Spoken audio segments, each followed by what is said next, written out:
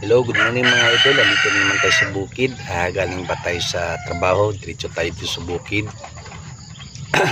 Pakainin muna natin ang mga alaga nating mga manok at saka pato. Ang una nating pinapakain itong nasa taas. Andito yung mga pato natin. Tsaka kaunting manok. Nandoon sa baba yung puro talagang manok. Andito sa taas yung mga pato, karamihan ang nandito, yung pinapakawalan natin sa lobby ng ating nakabakod na area. Tingnan nyo mga idol, ang gandang tingnan sa mga sisiw.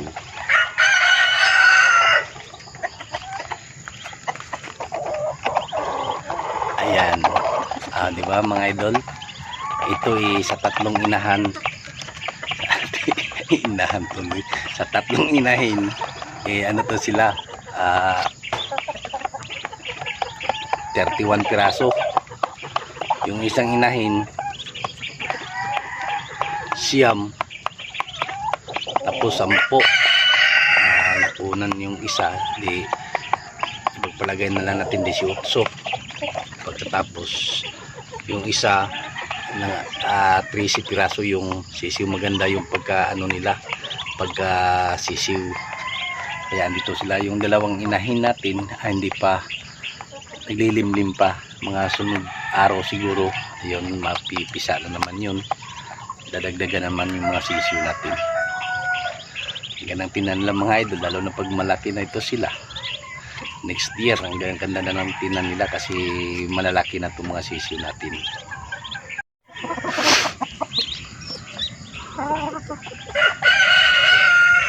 Ayan, mahilig sila sa tubig. Pagkababa pa lang nila sa naglagay ako dyan sa ganyang lagay ng tubig, kaunti lang, dito kagad sila sa tubig. Ito pagkain natin, yan, binlid na may halong kaunting feeds. Tingnan mo, inaapakan lang sa mga manok, parang yung katawan nila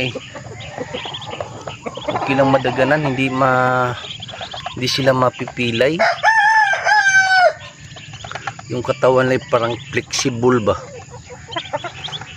Yung marami nating tubig nandun, dyan naliligo. Yung mga malalaki, yung mga sisiw hindi pa makaabot kasi maliit pa, hindi pa sila makaligo at hindi sila makainom dyan. Dito muna sila. Ayan. Yung mga iba nating manok nandun sa baba.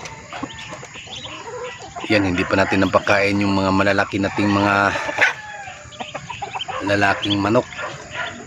Nandun pa, may tatlo pa sa kabila.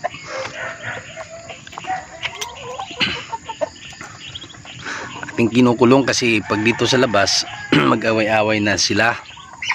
Tapos ang ginawa ko, palit-palitan na lang ng lalaki. Ito, isang buwan siya, pagkatapos kasunod naman isang buwan yung isang Texas na naman, pagkasunod balik na naman tayo dito sa mga malalaking manok.